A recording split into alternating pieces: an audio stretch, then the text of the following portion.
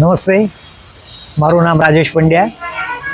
હું વડોદરાની મહારાજા સયાજીરાવ યુનિવર્સિટીમાં ગુજરાતીનો અધ્યાપક છું.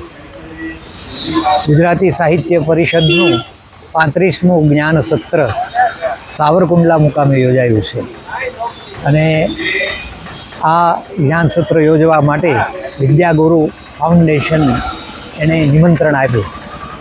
સાહિત્ય પરિષદનો એવો અભિગમ હોય છે કે જે નાના નાના સ્થળો હોય છે, અંતરિયાળ વિસ્તારો હોય છે, ત્યાં જઈને સાહિત્ય પરિષદનું જ્ઞાન સત્ર યોજાય અને એ રીતે સાવરકુંડલામાં 35મું જ્ઞાન સત્ર યોજાયું.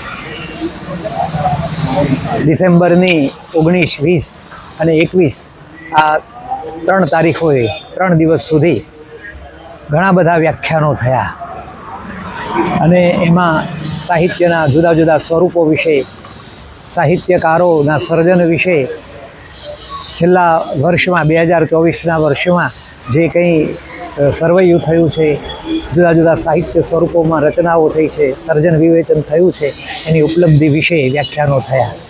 અને એમાં જનવાદી કવિ તરીકે ઝવેરચંદ મેઘાણી, બંગાળના કવિ નસરુલ ઇસ્લામ અને રાજસ્થાનના કવિ વિજયદાન દેથા વિશેના વ્યાખ્યાનો પણ થયા.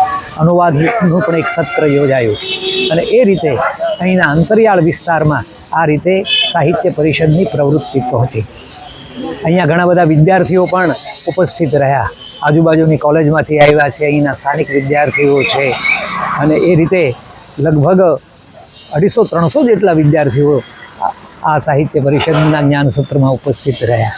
હવેની પેઢી સાહિત્યની સમજ કેળવવા માટે અને એ સમજ સાથે આગળ અભ્યાસ કરીને સાહિત્યમાં કશુંક યોગદાન કરવા માટે એ તત્પર છે. પોતાની સાહિત્યિક, ભાષાકીય અને સામાજિક નિસ્બત પ્રગટ કરવા માટે પણ એ તત્પર છે.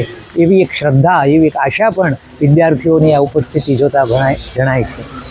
અહીંયા જે વ્યવસ્થા વિદ્યાગુરુ ફાઉન્ડેશન દ્વારા કરવામાં આવી છે તે અહીંયા તમે જુઓ કે કુદરતી ઉપચાર કેન્દ્રમાં આ સભા મંડપમાં સૂર્યપ્રકાશ આવતો હોય, હવા વહેતી હોય એવા પ્રાકૃતિક વાતાવરણમાં આ બધા વ્યાખ્યાનો થયા છે.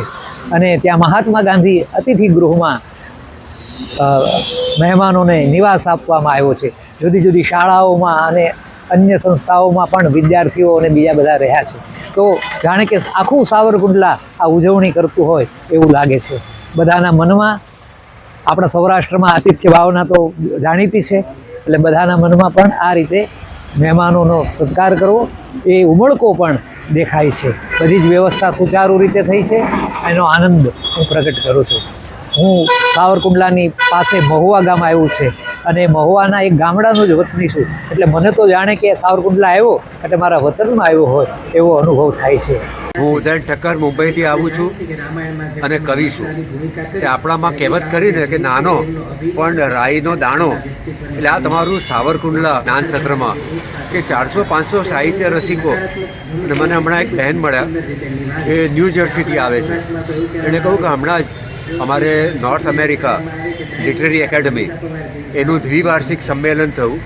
મોટા મોટા ખર્ચા કરીને ભારતથી તેડાવ્યા હતા કે એ તમારી આ જ્ઞાનસત્રની સામે તો ફીકું પડી ગયું અમારું અમેરિકાનું અધિવેશન. કારણ કે અહીંયા જે બરના વક્તાઓ, વિદ્વાનો તમે વીણીને બોલાવ્યા એની સામે અમે તો કાંઈ ન કર્યું. એટલે બહુ ઊંચી સ્તરનો કાર્યક્રમ રહ્યો. અને અહીં જે આપણી હોસ્પિટલ છે વિદ્યાગુરુ, ભલે રતિલાલ બોરીસાગરે પોતાનું નામ કઢાવી નાખ્યું, પણ હું શું કામ કાઢ્યું?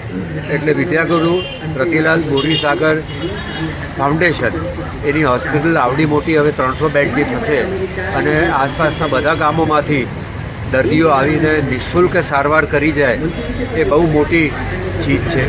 અને આવડા આ સાવરકુંડલામાં દર વર્ષે મોરારી બાપુ આવે અને કંઈ હશે ત્યારે આવતા હશે ને.